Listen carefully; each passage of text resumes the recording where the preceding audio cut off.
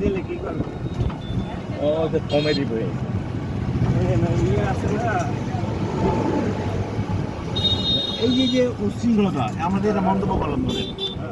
এটা কিন্তু আমাদের উচিত নয় অর ব্যবস্থা হলো ঠিক না ও বাইক করে আইসি থেকে তখন একটা চাল দিয়ে মাছ ধরে এত ইলিশ মাছ পায়